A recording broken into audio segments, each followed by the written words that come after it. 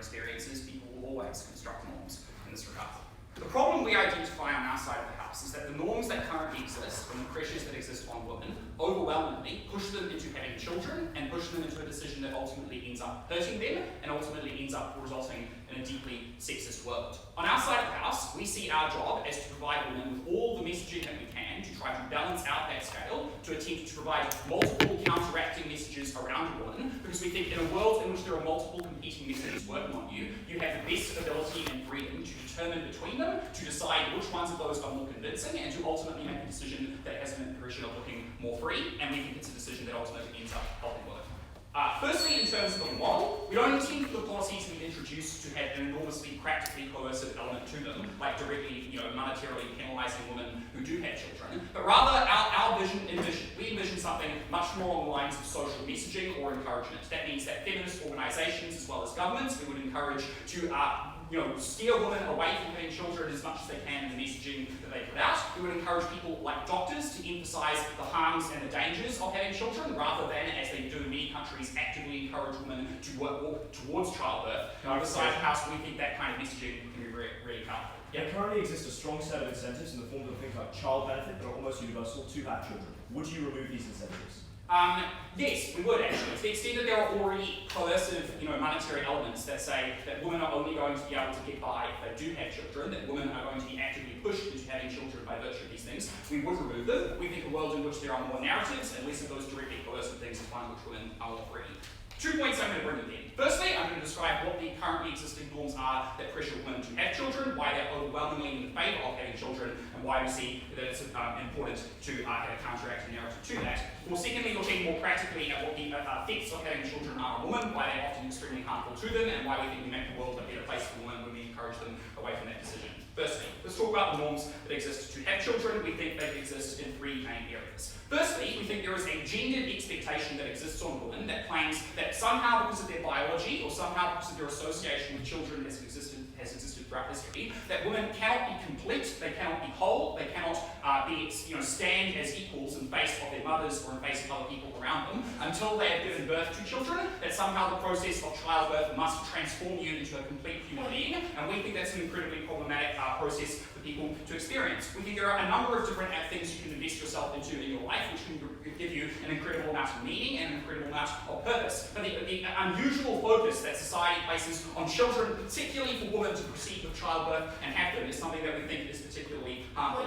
The second way in which these norms manifest is in the political motives. Overwhelmingly, governments around the world tend to actively encourage women to have children and tend to focus those messages onto women to have children in order to advocate for particular incentives based on population. One perhaps exception to that rule might be China, though they've recently lifted their one-child policy and are now investigating measures to actively encourage women to have 2 children or even more based on their own political incentives. But we say in a lot of other countries there are essentially population races that occur when certain individuals perceive other members of the population as not having enough, as being a danger to them if they will come to outnumber them. This is a huge issue in countries where populations are closely balanced. For instance, in Lebanon, where for decades people from various ethnic groups have been actively pressuring women to have children on the basis that they do not wish to be outnumbered by other groups. It's also a huge issue in relations between Palestine and Israel, where each of those groups has encouraged people actively to have children in order to make sure that they don't sort of lose out on what they perceive as a war of demographics. The third reason in which these pressures exist is that there's a pressure to cede to the desires of husbands when you exist in a marital unit, and often those husbands, because they don't tend to bear the brunt of work and childcaring, as I'm going to talk about more soon, have a tendency to be tempted by children and the idea of having children without that husband properly considering the full burden of that child, because that full burden does not lie upon them, which means a lot of the time husbands pressure women to have children within that marital relationship, and women are actively encouraged to cede to the pressure of that husband, otherwise they're criticised for not being a good wife. Let's then secondly talk about what the effects of this policy are likely to be. We have 4 of them. The first is we think that children, in terms of the amount of work and effort that has to be put into them to raise them, overwhelmingly that burden tends to fall on women, and it means that they get shackled down with children in a way that is deeply problematic. Part of this is due to cultural norms that I've already covered in terms of the expectations that exist on women, but these are backed up by practical considerations. In a world where a woman's wages are lower, in a world in which there is often very little paternity leave or ability for men to access those sorts of things, in a world in which there are sort of biological aspects like breastfeeding which are used to justify the various cultural norms that pressure women to work and raise children, women tend to be burdened with a huge majority of the care for children and tend to be shackled to them for the next 18 years in terms of exerting an enormous amount of work on them, which prevents them from pursuing pretty much any other meaningful aspect of things that they want to do within their lives. Secondly, we think that women tend to take a much greater share of the financial burden of children, particularly in a world in which divorces occur or separations occur. There is a sense in which single mothers, often without access to the same kind of lawyers that a better paid man has access to, often without proper child support in worlds in which those are often discouraged and in which women are blamed for the divorce, often those people end up with a great level of financial burden for their child, which is very problematic. Thirdly, we think there are devastating effects on a woman's career at the point in time in which she leaves for pregnancy and is often perceived as being an effective worker at the point in time in which she returns. Around the world, there has been significant progress in the wages of women when they first enter workforces when they are young, but that stagnates and an enormous gap forms at the point in time in which families begin to have children. We want to encourage women not to give in to the pressures that force them away from career success. We like the idea that there will be role models of women succeeding in business, and at the point in time in which we can encourage women away from children, we can save them from that. The final practical thing we think we managed to accomplish is that we don't burden children with multiple childbirths and pregnancy. And these kind of issues of pregnancy continue long after them, in the form of postnatal depression, in the form of body image issues. But I would say it even gets worse. There are many parts of this world where the most dangerous thing a woman can do is to give birth to a child. Childbirth kills women, and at the point in time in which women are being pressured into having children and into having pregnancy despite the fact that it risks their lives, we say on this side of the house we are very proud to stand for any kind of government, any kind of organisation that encourages women to consider not to take that risk.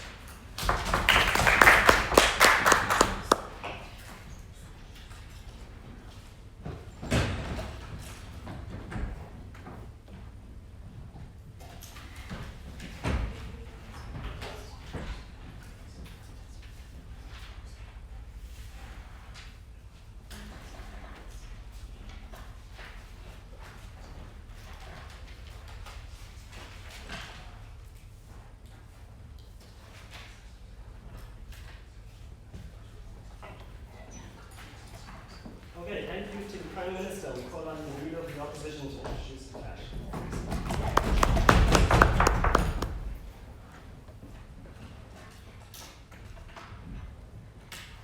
3 points from our side. Firstly, why we think having a child is a very meaningful part of many people's lives, not a decision that people should get involved in. Secondly, how it makes people more altruistic for societies and more willing to look towards the long term.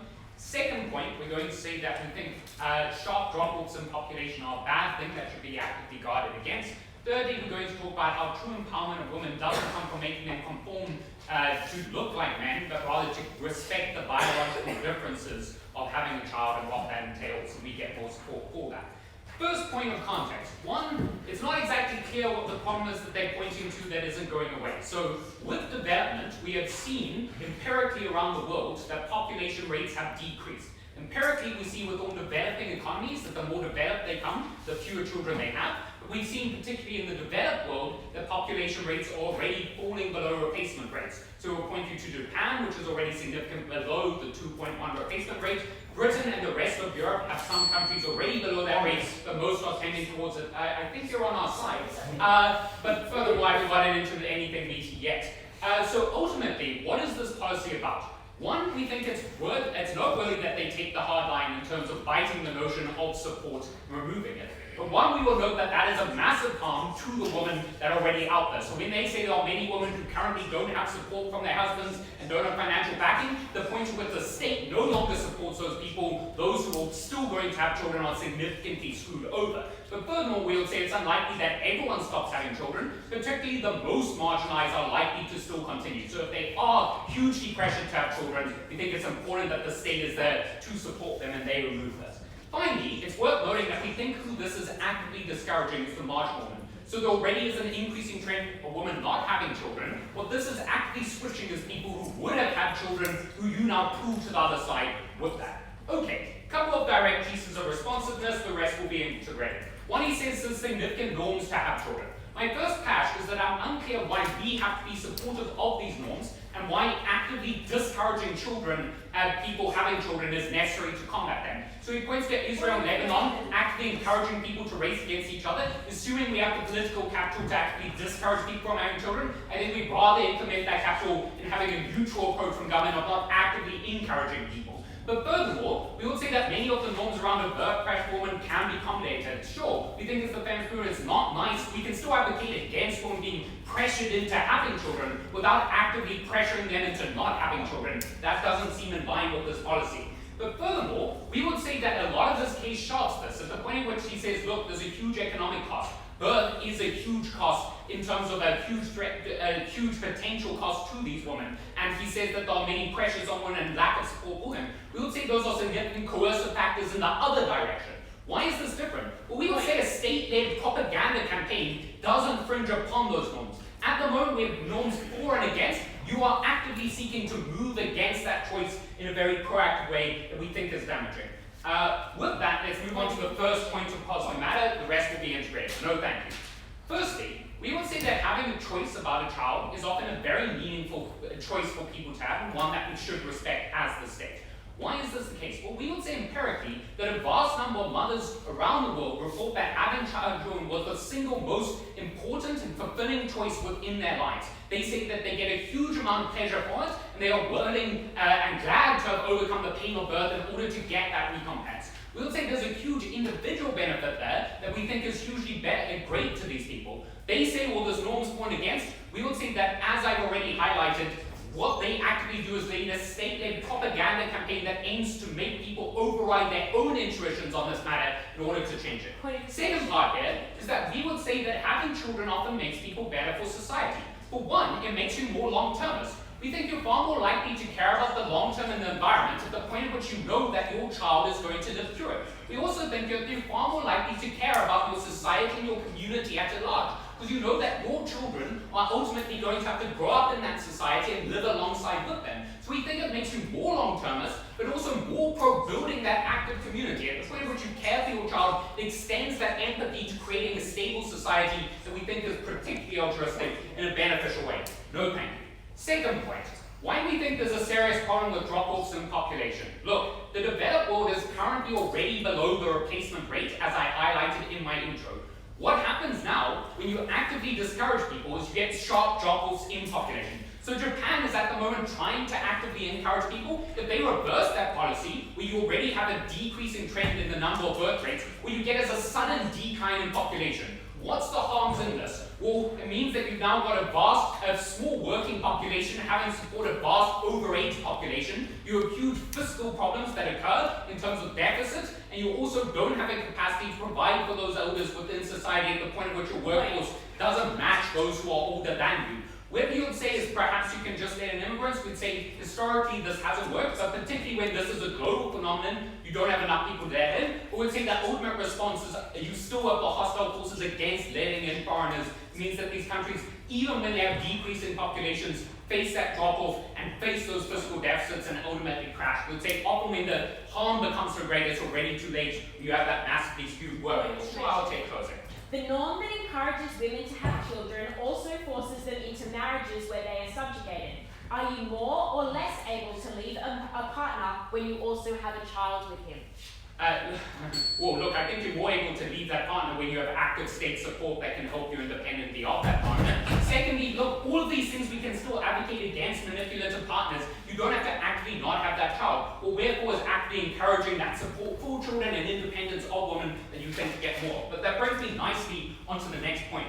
We would say in order to get true empowerment for women, you don't just push them to act like men, but you get the respect for the biological differences that come when you are biologically capable of giving birth. So what are these issues? We think breastfeeding in public, more maternity leave. We think damage or postnatal depression, all issues that are seriously under-advocated for in our current society. Well, we would say those advocacies become inherently more powerful when you have more mothers. What this policy encourages companies and governments to do is to ignore the problem. The point at which it's very few people having babies in your workplace, you don't have to deal with that issue.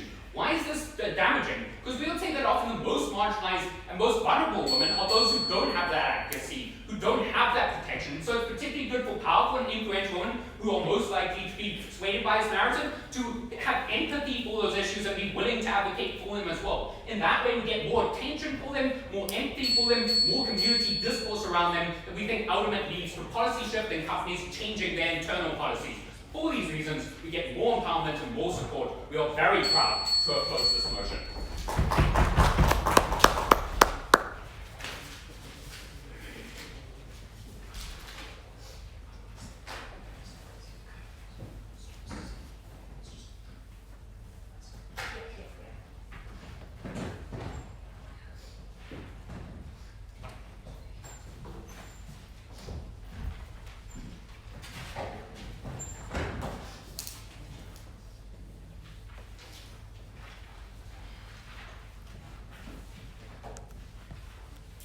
Thank you to the Leader of the Opposition. We call on the Deputy Prime Minister.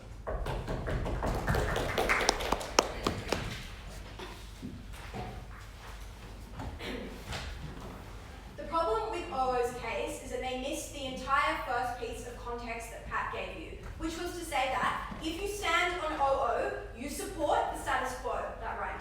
That also means that you have to support the current norms that pressure women into having children every single day, that tell them that childbirth and pregnancy is magical and it will be a process they will treasure for the rest of their life. That means, as Pat told you and was ignored by that LO speech, you need a countervailing norm that pushes back against those norms, that tells women it is okay if they do not want to have children. It is okay if the first 6 months of having a baby was pure hell and they wish they never did that. That meant that it comforted women all around the world who felt awful about who they were as a woman because they thought that it made them less of one. I'm going to do a couple of things in this speech. First, let's deal with the rebuttal they gave us on our material. Then I'll tell you stuff about why it's meaningful or altruistic and about job and population. Then I got to the substantive as well. Firstly, let's go through the responses they told us. The first thing they said was, well, it makes women feel really bad, the women who want to have children now, but now the government is telling them that it's bad.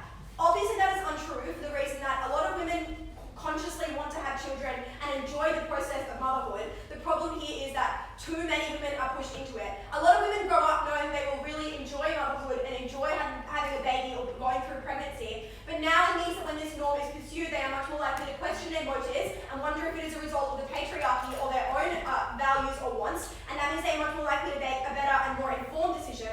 It does not make women feel bad because obviously other norms still exist that tell them that it is good to be a mother or it is magical to be a mother. The second thing they told us was, well, now you get no benefits and support for your children. Let's be really clear here. Obviously, if you are a mother and you have a child and you need welfare, both you and your child will still qualify for things like welfare because it is two beings under the eyes of the government. The point is you do not get things like baby bonuses or child bonuses that are specifically for children. They do not lose all government services ever. Instead, they are being recommended to do certain things, but they also get some support. The third thing to note here is they're all like, well, you don't change the norms because people still have children.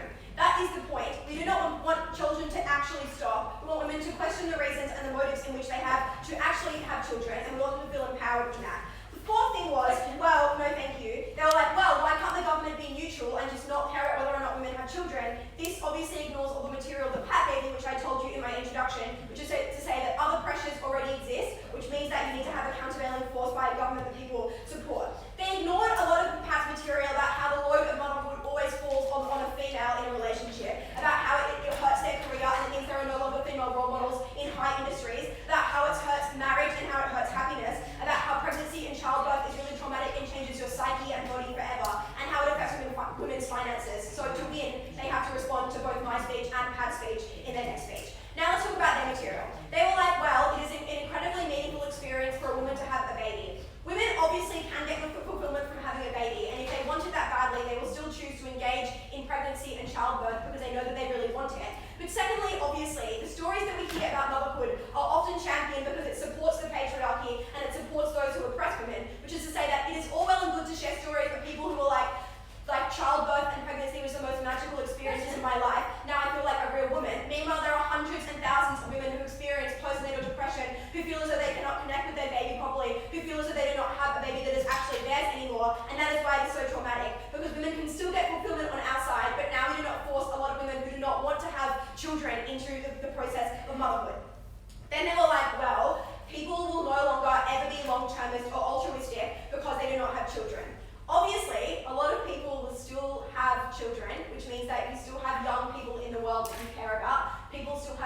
family that are their nieces and nephews, or even if that is not true, they also care about their friends or their family that live around them. But secondly, even if that were not true, people that are altruistic and long-termers because of their children are often only doing that because of their specific children, which is to say that they are long-termers and they set up, I don't know, a huge amount of inheritance for their children to inherit. But it does not mean that every single parent will want to change the world because of their child. Ultimately, that never actually changes, and that is why it is bad. Actually, probably we would change the amount of inheritance people get to inherit because there'd be less children, which is probably good.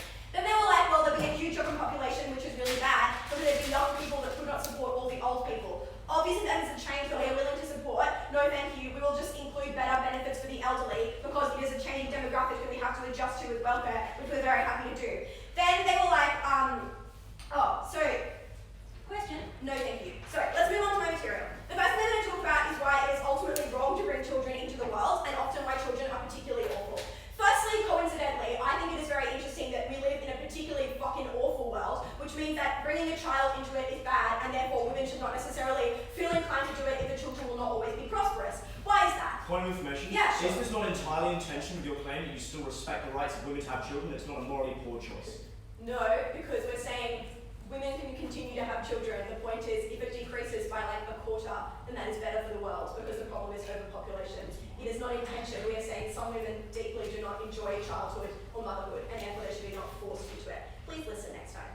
So, why is it bad for people that want to bring children into the world? Obviously, there are things like overpopulation, or inevitably there is deeply entrenched inequality and poverty. That is especially true in places in the developing world that result in things like slums or deep unemployment. That means that it is very likely, on a probability basis, that children will not prosper or be necessarily happy in the world because of the way that poverty and inequality is eventuating. It is actually cruel to bring children into that world. What does it mean specifically for the developing world and for developing countries? Because I think especially when you discourage people from having children, you also encourage other things. For example, it increases more of a push to encourage things like contraception, to discourage unwanted children, or to discourage things like, coincidentally, that also helps with STIs. But it also means you're more likely to promote things like safe abortions or safe births in those countries because you are trying to actively discourage people from having children, which obviously means if people are still having sex, they have to use contraception somehow. That is obviously just coincidentally good for the developing world.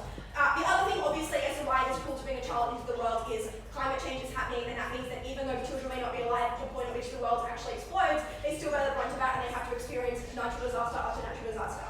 Finally, children are particularly awful, in my final substantive point, and treat their parents like absolute shit.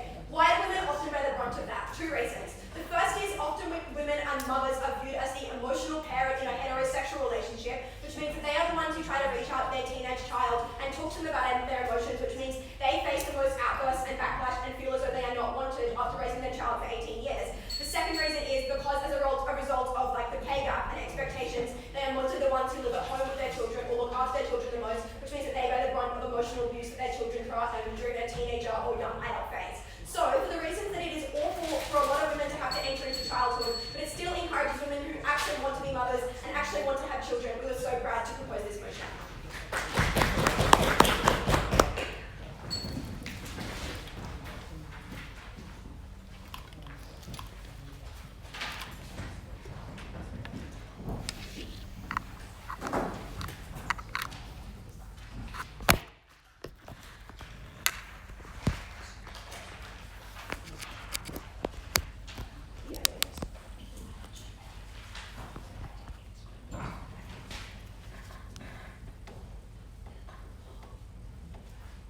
Thank you to the Deputy Prime Minister. We call on the Deputy Leader of the Opposition.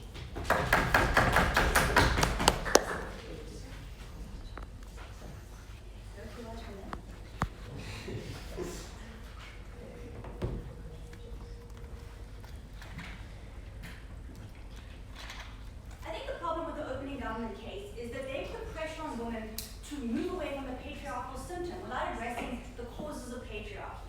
So in the same way that you can see in the workforce that women often earn less than men, so they have unequal power, they might be treated badly, that's not a reason to encourage women to not be in the workforce. That's a reason to address the power dynamics at play, to give women more power in doing the thing that is fundamentally meaningful. That's why Desmond's analysis about why it's fundamentally valuable and meaningful to have a child is important. If that's true, that means that the way that we should be addressing the issues of inequality in childbearing is by facilitating the ability to make that choice freely, not actively encouraging people from making that choice. What's this debate about? Look,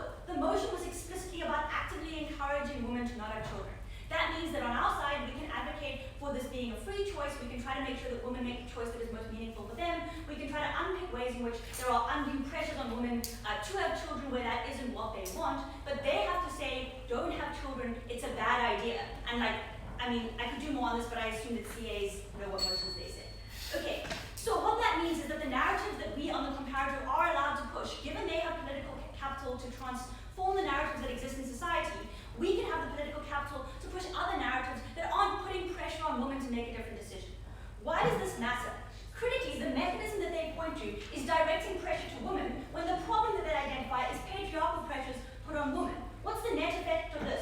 More pressures on women rather than addressing the underlying causes by disempowering the patriarchal narratives on their side. So how would you do that? Probably by doing things like making it easier for women to take longer maternity, forcing men to also take paternity leave, allowing women to earn more so that they have more household bargaining power. None of those things are mutually exclusive with allowing women to have children and saying that it's okay to have children if you want to do so.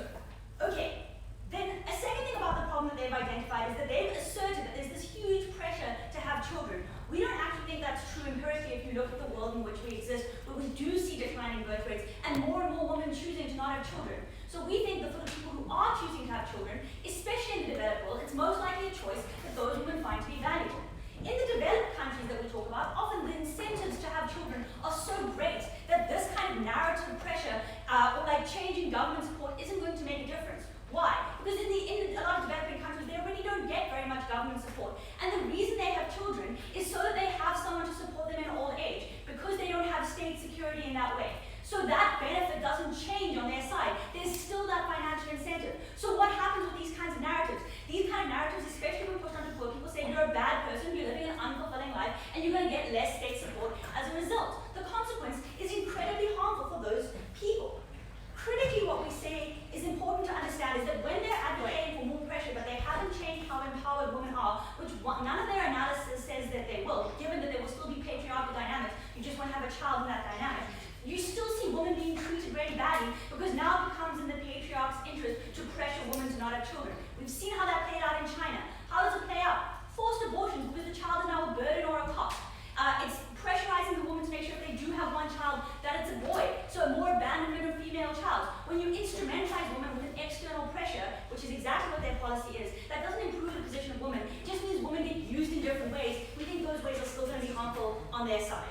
Critically, what we want to do in our case is facilitate the choice for women who want to have these children. The evidence analysis shows you that it can be socially valuable and personally valuable. So now I'm going to talk about that and why we have achieved those gains. Firstly, let's talk about the value of having children, then I'm going to talk about empowerment. I want to flag quickly the empowerment discussion that Desmond had about how you get the best kind of collectivization and advocacy happens on our side, and they never responded to that. No, I'll take you guys later. So what's the value to having children? And here I think a lot of our stuff just hasn't been touched. The idea that you have a special bond they concede to when they say you're more likely to give inheritance to your children. If there's a problem with inheritance, we can do inheritance regulations. That's not what this debate's about. The special bond that you have is one that is deeply ingrained and one of the few ways that very many people are able to get fundamental meaning from life. It's also a very secure family relationship that we think can be incredibly valuable, especially for women who on average have strong skills at being nurturing and experiencing love. We think that it's an area where they can experience particular meaning in their lives, and we think undermining that is really bad. What are the harms we get? They assert that overpopulation is a problem. Look, population growth is slowing all over the world except for sub-Saharan Africa, and we think to implement this policy in sub-Saharan Africa comes hand in hand with forcing families to have less support in old age, often pushing those people deeper into poverty. That's a major harm that they need to deal with on their side. We think that encouraging development in sub-Saharan Africa is the best way to slow overpopulation there, and that's something that doesn't have to come with the kind of narratives that say that you shouldn't have children. Rather, it's something that people opt for naturally when you encourage development. I'll take closing now.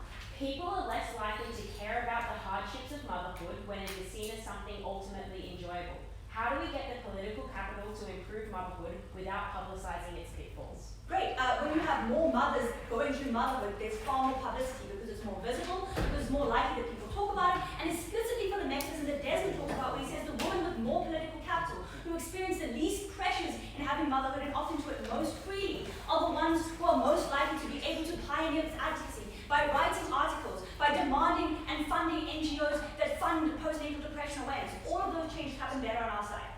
Okay, so then we think in terms of overpopulation, you don't get the harms that they talk about. Then they say the world's a terrible place. Objectively, the world is the best to live in as ever.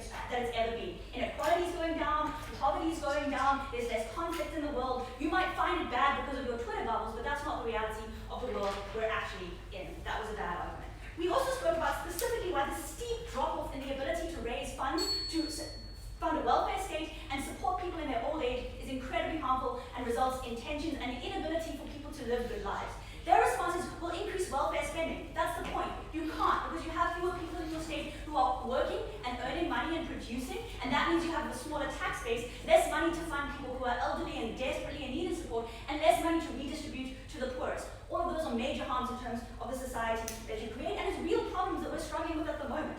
Okay, how do we get greater empowerment on our side? Given that we've shown you that this is a valuable choice that is both individually and socially valuable, what we tell you is that you get greater awareness and advocacy for this meaningful choice when you don't force people out of the choice that they want to make. Why is this the case? You have greater collectivization when more people do something. You have greater medical learning if more people are going through pregnancy. One of the major problems with female healthcare in the past is that women weren't patient enough, and that meant that the way we treated women was worse. If more women go through pregnancy, doctors just learn more. When you have more women, you have greater collectivization, advocacy, money going into these problems, and you're better able to address the parts of pregnancy that are hard for women, making women overall better off, and especially the most vulnerable women. Thank you.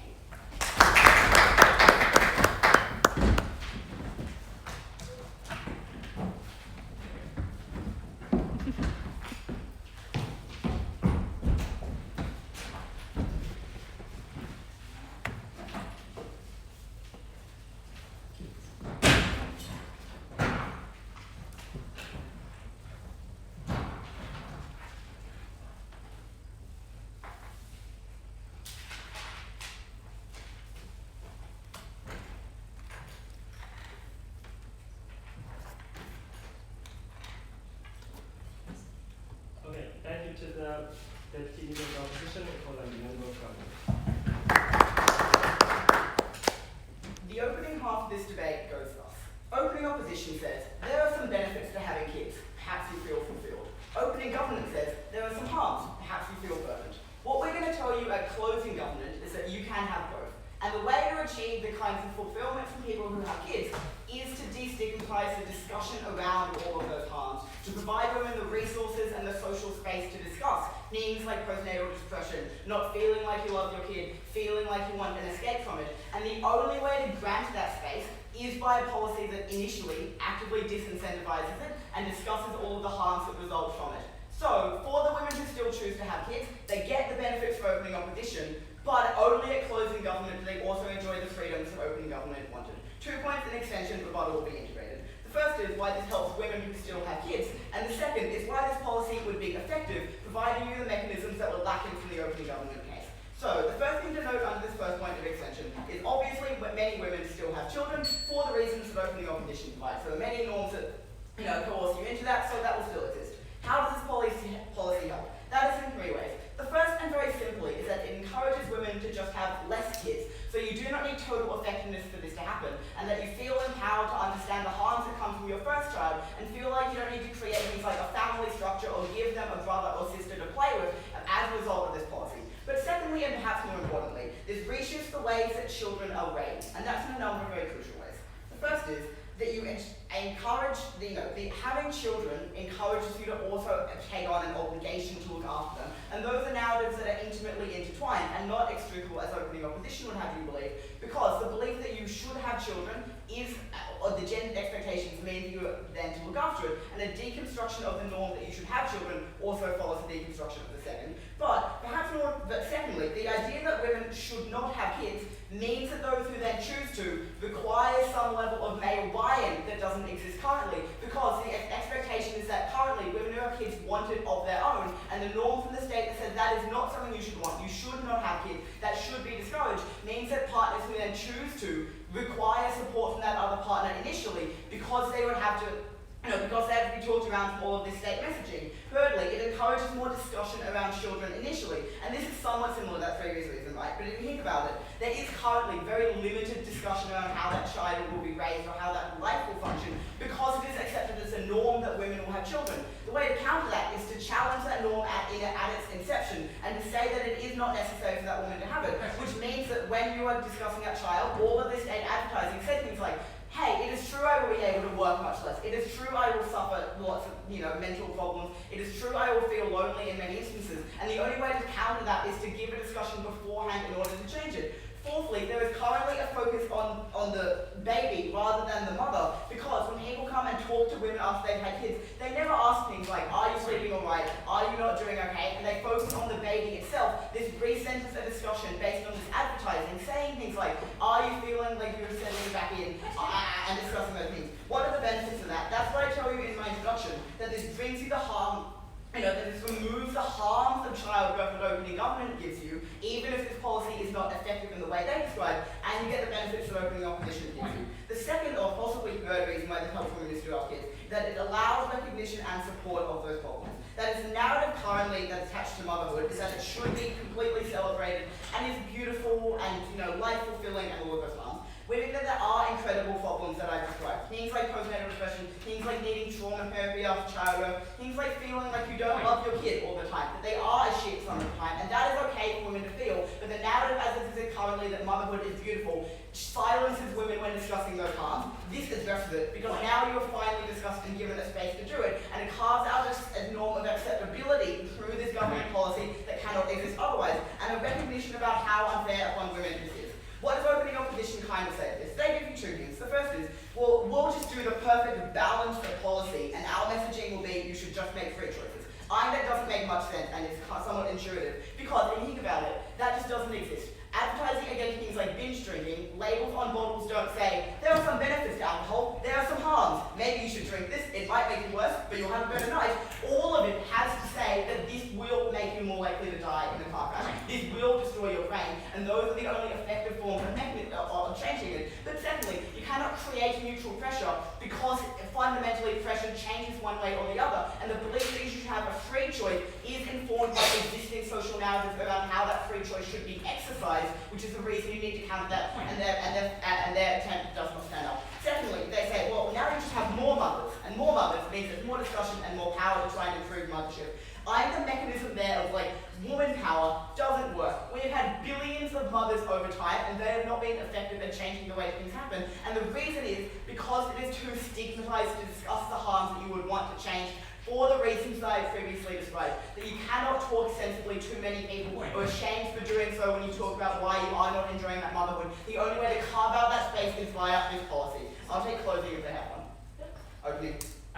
Why couldn't all of this be achieved with a narrative that said that mothering is challenging but good, that focused on raising awareness for postnatal depression directly as opposed to this method? For all the reasons I gave you about why you cannot have a neutral narrative, and also, if you think about it, all of the if your policy is, we will have a policy that says motherhood has all of these incredibly bad harms and you should consider them. That sounds like an active deterrent to me, and it sounds like they're siding with the government if their policy is you will get postnatally depressed, you will not feel attached to your child, and you will be out of work. That is an active discouragement of it, and you cannot believe that they can support that in this debate. So, second point of extension, why will this be effective? Opening government says there are all these countervailing norms that are coercive, and there are lots of harms to motherhood. What we're providing in extension is the way that this policy overcomes those norms, which is not proven in their case.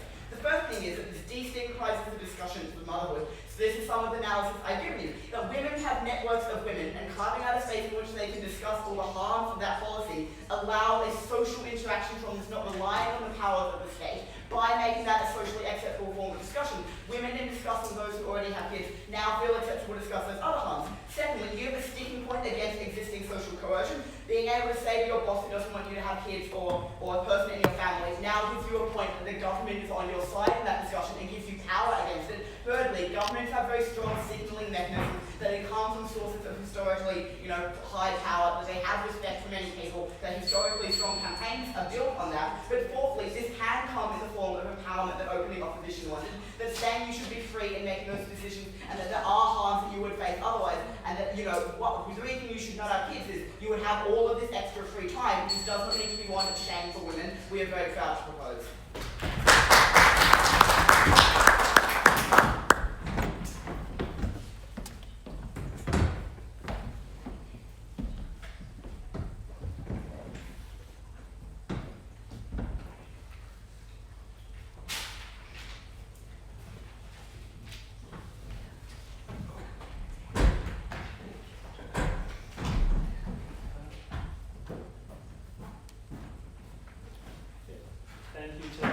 government, we call on the member of the opposition.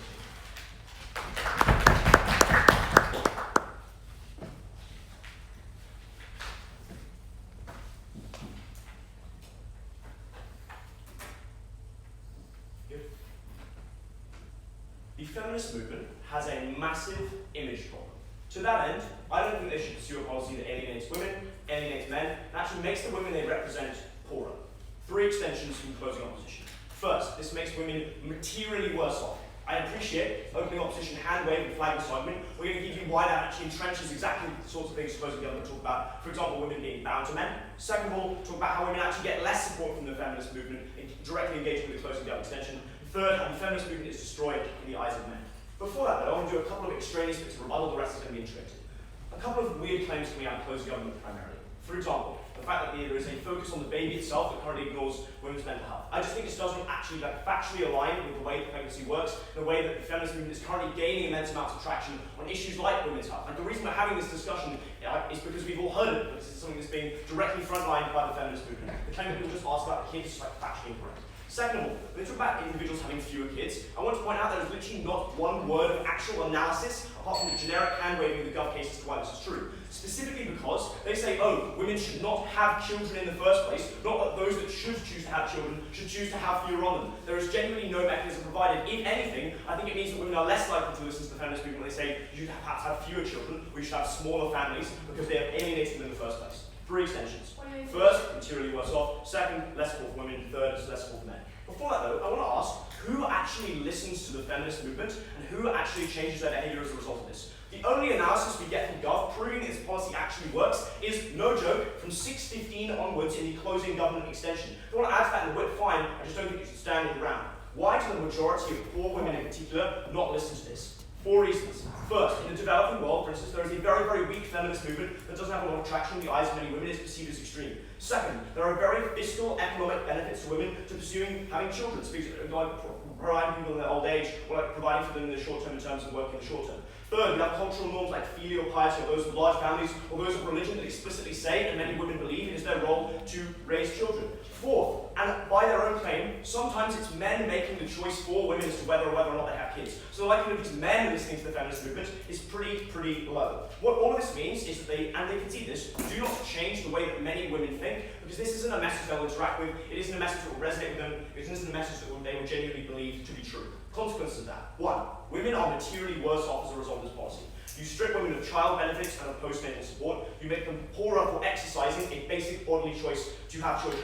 4 impacts of this that opening opposition don't give you. First, I think it's principally abhorrent. The logic here is that women actually deserve to be compensated for having children, specifically because they're providing the state with a service. They're providing them with their workforce, they're providing them with their intellect, they're providing them with their tax base. The idea that you shouldn't compensate a woman for like immense bodily and physical trauma she undergoes for 9 months as a borderline slave to that child, like by your own logic, the argument that you shouldn't financially compensate that is absurd. Second of all, I think this means that lots of women struggle to raise their children. Raising children is very expensive. You have to pay for extra medical care for yourself. You might have to buy them things like trams or whatever. You might have to pay for their schooling. What all this means is that if you strip the overwhelming majority of women with very basic access to financial services, they're going to actually struggle to raise those children. Third, I think you ironically make people more dependent upon a partner. That is to say, that if I'm no longer receiving financial benefit from the state from raising children, that is the point at which I am genuinely more likely to stay in an abusive relationship, because it's the only way I can afford to finance the raising of that child. Fourth, on free choice, I think at the point at which you make it much harder for women to have children by financial imposition upon them, that is the point at which they cannot claim to represent the feminist movement, they cannot genuinely claim to provide women with choice. Second of all, why do less women access support from the feminist movement as a result of this policy? Direct engagement with the closing government extension. I'm rebutting it right now. The feminist movement, as it stands, does not take a direct stance on motherhood. The difference here is they're saying that, and by the logic of the second DPM speech, so that's not a knife in the closing gov, like have fun with that motherhood is a morally awful thing to do. What does this mean? It means that it's not going to be the case you have more discussions around women's health or post-marital depression, because women don't feel confident showing up to feminist meetings if they are a mother, because they have you've literally created by the gov case in OG a narrative that says and explicitly televised this that women that choose to have children are betraying other women, that they're giving into the pressure that men foist upon them. What that means is that women are less likely to talk to other women about their experiences. They're less likely to seek solace in the companionship of other women, they're less likely to go to feminist meetings. What all this means is, in a context where Gov set out that men are really shit at helping women through pregnancy, that is a point at which women get less support because they perceive other women as ostracizing them, as thinking they are morally deficient by the logic of the closing of the DPM. Third, and most importantly, this policy destroys feminism. There is a massive, massive image bomb to the feminist movement almost everywhere in the world. Like, even in the US, the UK, it is perceived as being extreme, let alone in the plurality of states in the Middle East, the African continent, the developing world, Saudi Arabia, for example. 3 reasons this makes the feminist movement much harder to get changes that women actually want. 1, it alienates women from the feminist movement.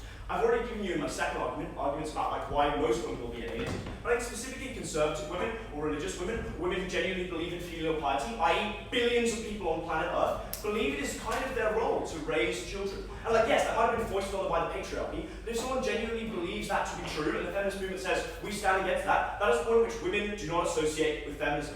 Second of all, I think men are much, much less likely to support the feminist movement. Generally, it's gaining pretty serious amounts of traction with things like the Me Too movement that seem to have generically intuitive appeal, right? That we should sexually harass women. The point at which you make becoming a feminist or supporting feminism as a man a choice between whether you should have a son or not, that is the point at which the overwhelming majority of men, let alone conservative men, are less likely to support the feminist movement. Third, this is a massive use of political capital. It's a massive use of the Everyday Feminist Project's airtime, but it has to spend that airtime telling women not to have children rather than campaigning for issues that genuinely impact women.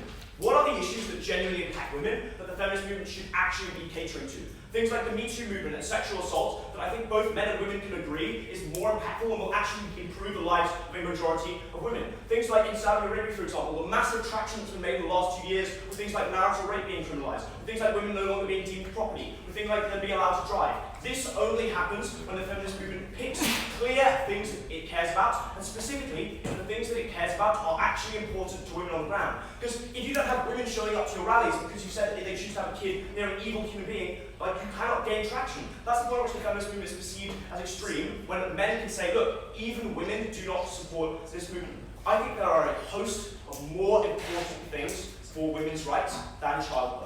Specifically, this policy strips women that choose to have children of the care they need, the care that they are principally entitled to, but most importantly, it bankrupts the feminist movement, it makes it extreme, it makes it unable to get genuine change on sexual harassment, on equal pay, on not viewing women as property. Very proud to oppose.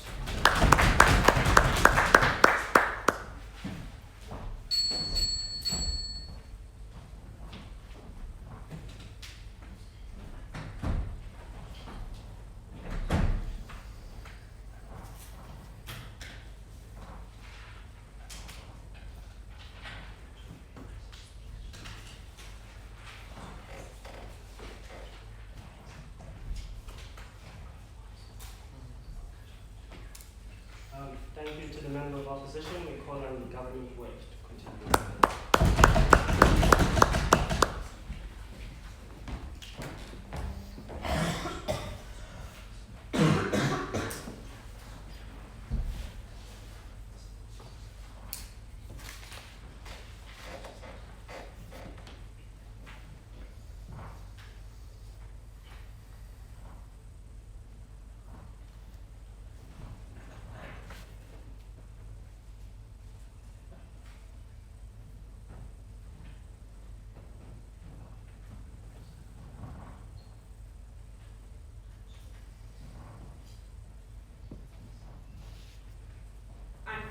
Start by rebutting that extension, and the reasons that it is wrong are fivefold. Firstly, this is not the feminist movement doing this, it is the government doing this. And the feminist movement is likely to be far more popular when it has government ads that are well made backing it up on its side, when its messages are publicised on TV and in schools, and when doctors are explaining them to people in patient rooms rather than just by crazy feminists on the street, as you would have them say. Secondly, the reason the feminist movement isn't believed is because men buy into the false ideas of opposition side. For example, they think that there are no real harms to motherhood and that women are complaining about nothing. They do not understand the burdens of motherhood. They think that labour of childhood is split 50-50 these days. If only statistics were publicised that women still do 80% of the household work, even in the developed world, feminism would have far more supporters. Lastly, it is a totally fake argument that the feminist movement should not do anything because there's worse things happening in Saudi Arabia.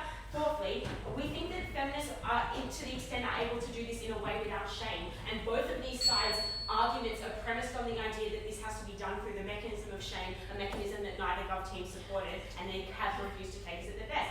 For example, they could just be commiserating with women about the hardships of motherhood. We've explained why this would make motherhood better. It could be publicising statistics about the hardships of motherhood. It could be publicising the ads about women supporting each other, saying, hey, honey, I know it sucks, but we can still be friends, and you don't have to focus on that kid all the time. Lastly, women don't turn up to mystical feminist meetings to hang out with other women. They hang out with their female friends who would be better off under this side and under our side of the house, more likely to ask them about themselves and how they are going than their child, more likely to ask them about problems that they are more aware about than ever before. It's not like they stop turning up to their mystical feminist meeting. You still go out to brunch, you still go out to the park with your kids, and at those interactions with other women, they are likely to be more positive and supportive rather than having shame associated with bringing up the fact that sometimes you feel alienated from your own child and sometimes your nipples hurt. Next, we don't think it matters if the feminist movement has fewer supporters when we have solved a huge problem in feminism.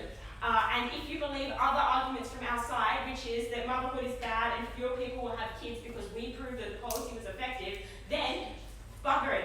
Lastly, we think, and so that's why it's clear, we think that this makes the feminist movement more effective, but also this is the state doing this action, and the state has an obligation to support the feminist movement in doing this action. No.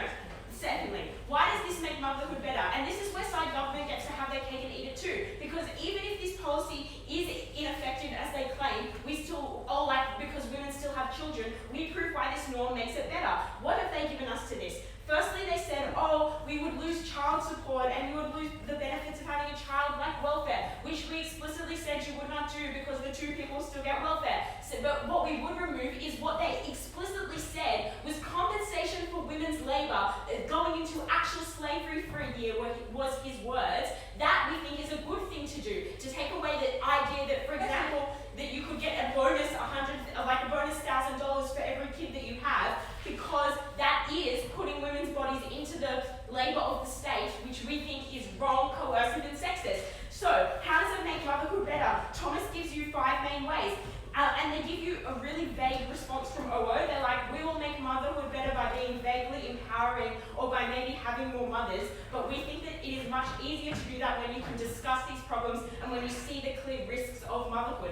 Firstly, the harms are far more visible. When you are publicising the detriments of motherhood, which is the case of the government team, they are more able to be discussed, they are more publicised, and they are more easily fixed. Secondly, fathers are more active. When it is seen that women are not the ones that are likely to love motherhood, then it is clear that that child should be raised by 2 people, because one of them is sometimes going to be tired, and because she wouldn't have gone into it just for her own joy of motherhood, of which she has no part. It is something that they endeavoured on together because there is no mystical child-mother bond that this OO thought existed. Thirdly, there's this norm that it is not that fun to do, and so therefore those norms that pressure women into motherhood have decreased. And lastly, they claim that it's just factually incorrect that people focus far more on the baby than they do on the mother. In the moments after childbirth and for the rest of your life, people ask you how their kid is doing. They ask you how much it freaking weighed. They ask you if it's a boy or a girl, but they do not ask you if you need any help or if you suffered any. You might have gone through a major surgery in a cesarean section, and they care more about the penis of your child. And that's why it's clear this focuses back on the mother in a huge imbalance where a woman has to give up lots of her autonomy about herself at the moment that she has a baby and stops being a person and starts being a mother. By taking away that idea that is a primary form of women's identity, it makes it better for her because she can be seen as not just a mother, or as mother being something that she really wanted to do, but a choice that she had to weigh against pros and cons, and some of the cons were maybe she wouldn't get to spend as much time with her friends. I'm going to take... Well, no, that you never want to give us one. Okay, yes. It's worth noting that your policy gets the most impact in contexts where there are fewer pressures on women to have children. Why do you still support this policy when there are contexts with no pressures on women to have children? I don't believe there are contexts where there are no pressures to have children, because I think sexism is incredibly pervasive, and to the extent that there are no pressures to have children in some areas, it is because the harms of motherhood have been more publicised than in others, which I think is at least somewhat in line and parallel with our policy. We would rather echo that out across the world. Thirdly, why is this policy effective? And this is again why we get ahead, because if you believe that motherhood is bad, over the opening half. We think there's a few ways. Firstly, we think it empowers women to discuss things. So they've talked about the power of the Me Too movement, but it's only when women start to talk about what are the subtle and often undiscussed problems that they face that people do not even know to this day, that that talk can happen in the world. We think, secondly, it empowers women to argue back at those around them that have sexist ideas by using the information given them to the state and the backing of the state. Thirdly, we think the power of stupid government benefits like baby bonuses is incredibly coercive and wrong, and that is why this policy will be effective. And it will encourage women to consider this earlier in their lives, to not be pressured in, and for men too to consider this as not something that is guaranteed that their wife will sign up to. But the idea that this would just be replaced with more sexism or just not a free choice is not factually correct. Sexism doesn't just come and go. It's not like tomorrow we could have the oppressive norm that women have no emotions, or the oppressive norm that women hate children. Sexism doesn't change that way. This has been an oppressive norm for centuries, one that we should come back against. We make motherhood better, we make people more free, and the feminist movement will be just fine.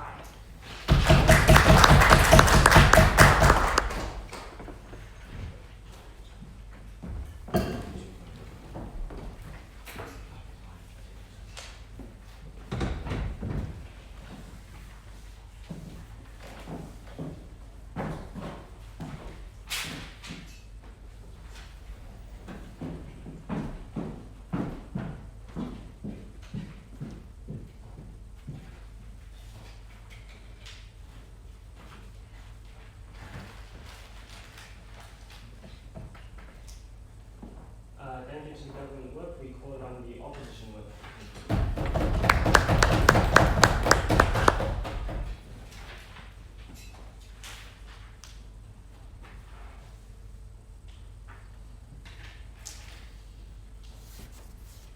The first thing I want to deal with at the top of my speech is the claim that we get going down the government bench. They don't actually have to shame women on their side of the house or force them to not have kids. They're simply allowing them to have a discussion or to make a more free choice. Why can't they push that on you in terms of making a decision panel? Two reasons. Firstly, the mechanism. What we hear from the government whip is, we're still giving them some support. They still have welfare, not cutting their ability to have kids. Their mechanism is also getting rid of things like subsidized daycare, tax breaks for females with young children, who now find it more expensive to buy food for their kids or to pay for transportation, subsidized prenatal treatment. This is effectively making it far more expensive for people to have kids. But two, the point at which they run argumentation about how it's so coercive right now for women to have children, the norms are so strong, they can't also tell you that they're not going to scare women or shame them from having kids. Because the fact is, most women already know right now that there are problems with pregnancy, that they could get sick or that it's expensive. They don't have to tell them what those problems are. They have to tell them that if they choose to become pregnant, that's a bad choice, that they will be shamed or scare them from making that choice. Don't let them push this choice, the comparative on you, that they're just helping women make a decision. They're telling them don't have kids. That's a bad call. Two, I want to point out that the government whip drops huge portions of our case that we get from opposing opposition. They only rebut the third extension that we give you, which is about the developing world, these sorts of the impact of the feminist movement in religious communities. I'll talk about that later though. But what do they ignore? They drop. One, this makes women poorer who cannot choose to have kids anymore because it becomes more expensive. Two, they are tied down to abusive partners or even just men and relationships that they're not happy with because they don't get benefits from the government in terms of raising the kid that they're inevitably likely to have. Three, families, couples have less choice because they're being forced to choose between economic sustainability and having a kid. The second portion of our extension was indirect refutation to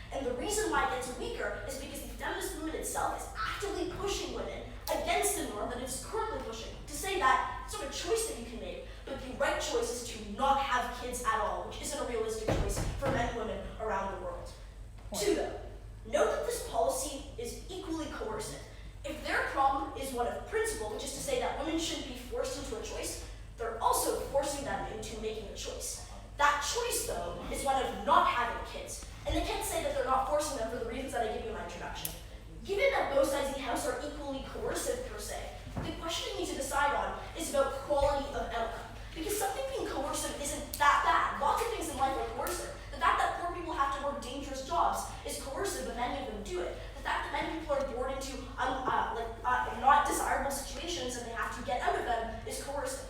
The question that matters most is what is the best quality of outcome for women. And what Ed tells you is that the people who are going to have kids under both sides of the house because of economic reasons, because of social and pressure-based reasons, are going to be left behind. And the people who choose not to have kids are going to feel a lot worse because a lot of people just like being mothers for the reasons that they give you. I want to note that the response that we get from the government whip to this material is, people aren't going to feel that coerced on their side of the house because they actually feel like, to an extent, the feminist movement is on their side. Because this isn't the government doing it, it's the feminist movement making those stances. So what Ed tells you in response to this and what remains unresponded to is it's not about whether or not people buy into the feminist movement or buy into what the government tells them. It's the fact that many men and women just want families. Whether or not it's coercive, the fact is people want it. So when a movement tells you that what you want is wrong, you're less likely to support that movement and to feel like they're imposing a choice on you. And the consequence of that is you're likely to see people pushing back against that repression, pushing back against that movement. So even if I can see that there are some societies in which women are pressured to have kids, particularly insular religious communities, conservative communities, those are exactly the sorts of communities where we need to feel like the state and the feminist movement is on their side and is liberalizing and is giving them more choice rather than less choice. On choice, we say that it isn't nearly as coercive and status quo as they'd like to have you believe, but more importantly, you make it far more coercive for women who either are going to have kids under both sides of the house and now have a worse quality of life and are poor, or have to choose between their family and economic sustainability. Yeah. Ironically, our team seems to think that feminist movement and governments will be less totally successful than your team does. All we envision is a world in which there are multiple competing narratives to have or not have children. Yeah, so So this is actually very similar to the extension that we get from back half, which is like you have more discussion. A few impacts to this. I told you in my introduction that you don't just have discussion through coercing people into making a choice because it's harder for women to have kids. Two, if it's so true that pregnancy is so problematic, financially, emotionally, socially, psychologically, for all the reasons they give you, I just find it so hard to believe that couples in the status quo don't have discussions before they have kids. I think most people talk about, do we want to have kids when we're older? But even if you believe that more people have discussions about what it means to be pregnant, does that impact really matter to you, panel? Does it really matter that a man and a woman sit down at their kitchen table and say, do we want to have kids, when they're being forced into not having kids when otherwise they would like to because of the economic disincentive? Or when they say, we're going to have kids regardless because we think we need more farm workers, but the difference is we don't get subsidized daycare. That is the true impact in this round. Look, OO talks about increased development. Great, credit them with that. OG talks about birth being coercive and bad. What we tell you is people are going to have some kids regardless on both sides of the house. We would rather make it a better quality of life for those people and not make them choose